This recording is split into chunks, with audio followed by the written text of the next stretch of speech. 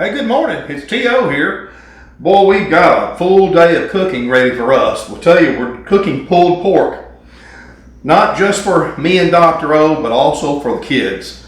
And so I've got actually 3 roasts here that I'm cooking. And we've already washed them off and we got them drying on our rack here. I've got my rub, fresh sage from our garden that we'll cut up, cover the pork completely with mustard. Mix in the sage and the black pepper and the garlic salt all over it. And then we'll go to the smoker. But like I said, it's going to be a big day. It's going to take us 12, 13 hours to get through this. But boy, it's going to be worth it. Hey, enjoy the journey. I picked this sage this morning from the garden. Fresh. We're going to cut it up real fine. Mince the leaves so that we can blend in with that mustard.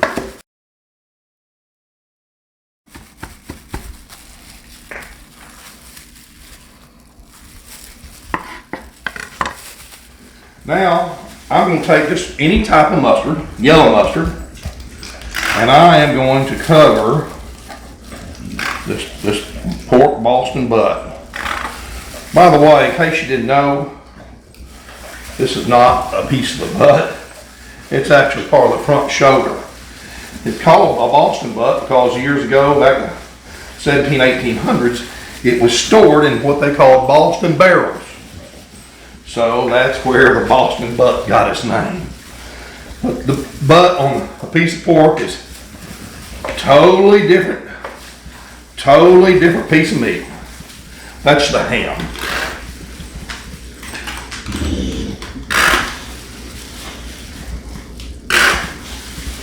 We're not going to be careful. We're just going to cover this thing up all over. Anytime I barbecue, I don't use a lot of ingredients. Matter of fact, I use black pepper and garlic salt with just nearly everything I do. And then depending on what I'm using, I'll mix a different type of herb. But that's all we're doing today. We're going to cover this thing up with black pepper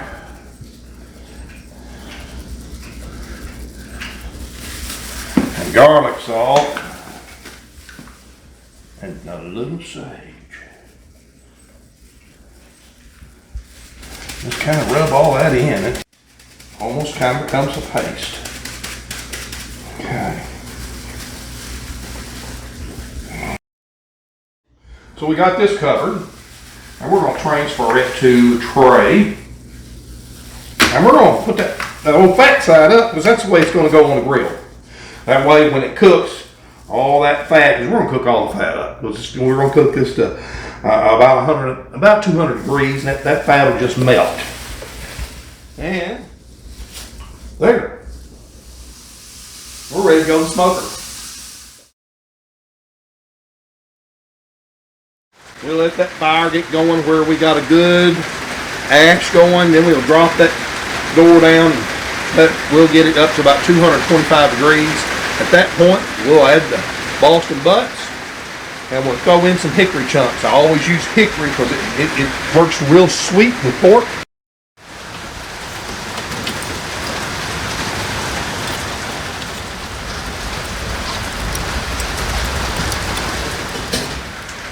Our temperature is at 225. That's where we want to cook. So I'm getting ready to put the Boston butts on. As soon as I do that and close the lid, I'm going to add a few good chunks of hickory wood. And now we just let it go.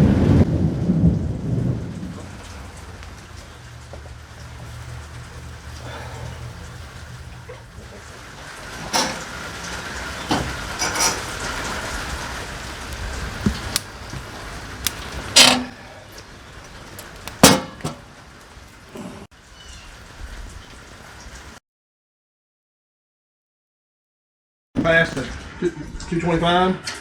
Let me shut her down. We want to cook between 225 and 250, never to exceed 250.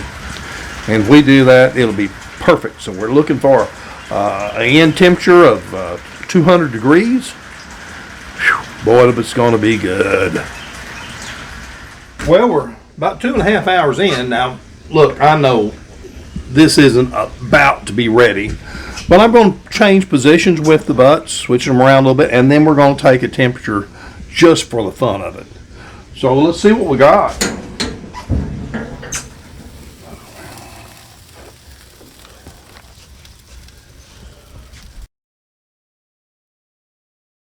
Yeah, we're about 100 degrees. So we've got a long time in front of us. We got 6 hours of cooking probably still. Okay, it's been 4.5 hours. We're gonna move these butts around a little bit, and we're gonna check our temp and just kind of see how we're progressing. Oh yeah, looky there. We got some good things going on there. Getting a little stiffer. There's 150. I'll tell you, we're getting ready to get to the stall. 152. Let's see here. Oh no. We're at 160. We're at stall temperatures. And what that is, it takes forever. It takes about 2 hours to climb that next 10, 15 degrees up to about 180. And I'll tell you, a lot of folks, especially here in Texas, for that stall, when your meat gets up to 160 degrees, they'll either wrap it in real tightly in butcher paper, or come back and wrap it real tight in aluminum foil, and it helps go through the stall faster. I just don't do that. We're coming along nice.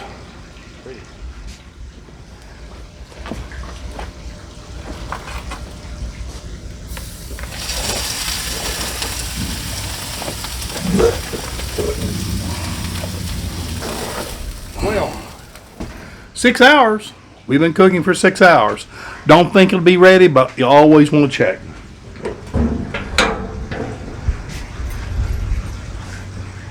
It's not. Remember I was talking about the stall earlier? Between 160 and 180, it takes forever to get there. And we were in the sauce. So we've been in this stall for 2 hours now. And we're still, yeah, we're not there. We're not where we want to be yet.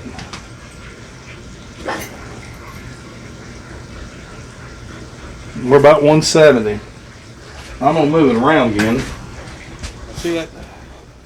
I know that looks black, but that's just the juices that have come out and smoked.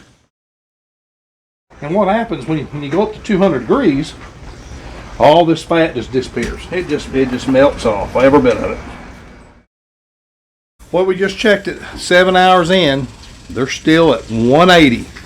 So we've got a little fire. We got 20 degrees to go yet. But you know what I told you about that stall? It takes forever to go 20 degrees.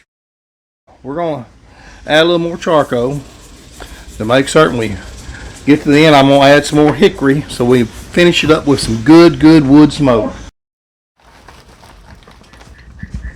Well, 11 hours and 45 minutes. Let's see what we got here. We've done it 200 degrees. What's important about that? It takes 190 degrees to break all the fat down, all the cartilage, everything in that muscle. So at 190 degrees, everything starts to melt. Now we can take this off and put it in aluminum foil, cover it up for an hour, let it all settle. Wrap it tight. We'll let it sit for an hour and just condense. Okay, so 1, 2, 3 butts, 200 degrees, fat's totally broken down. We've wrapped them. We're going to let them sit for a solid hour. We're going to start with the small one. We got it wrapped up. It's been wrapped up for an hour, so it's settled. One of my boys gave me the coolest things ever. And I feel like I'm in a movie. Pulled pork claws. Let's just see what happens here. Oh my, look at that. Look at that, look at that. It just comes, look at that, look at that. Look at that, it just pulls, look at it. Look at that, holy cow. Every which way but loose. Look at that. Oh my goodness, watch this. Look there, just tears away. That's what you call pulled pork, folks.